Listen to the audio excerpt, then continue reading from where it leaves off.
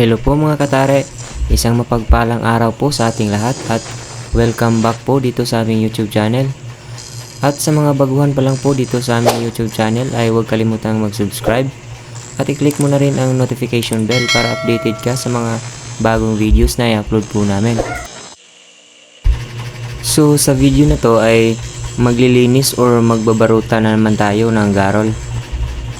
Simula rough garol hanggang sa ito ay maging semi-finish garol. So panoorin nyo lang po ang video na to hanggang matapos mga katare, kung paano tayo magbaruta or magporma or maglinis ng garol.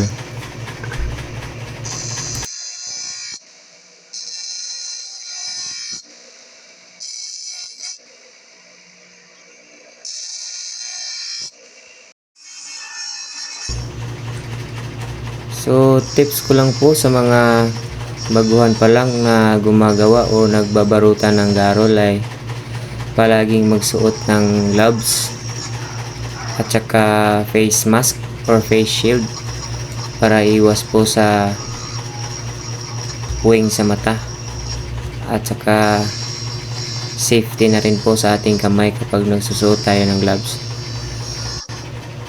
Pero sa akin naman po, hindi na ako nagsusuot ng gloves dahil medyo sanay na akong walang gloves, at saka mas komportable ako po kapag walang gloves.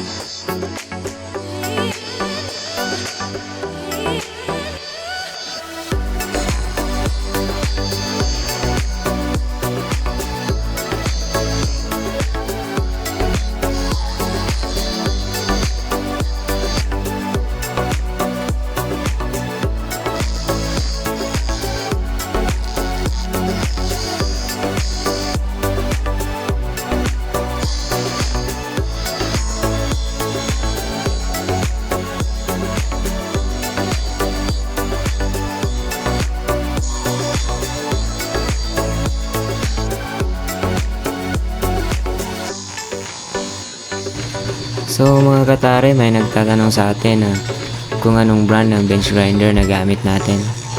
Ito po ay isang brandless na bench grinder. Ito po ay inassemble lang ng kaibigan natin at saka nabili natin. Ito po ay 1/2 horsepower na saktong-sakto lang gamitin.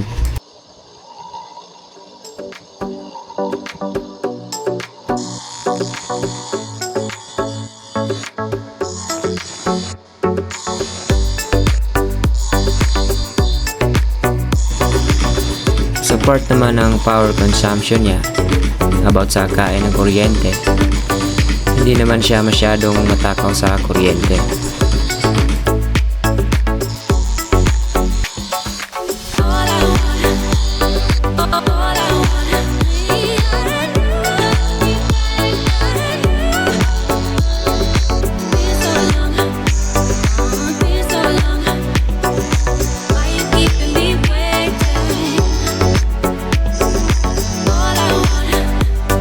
All I want is we.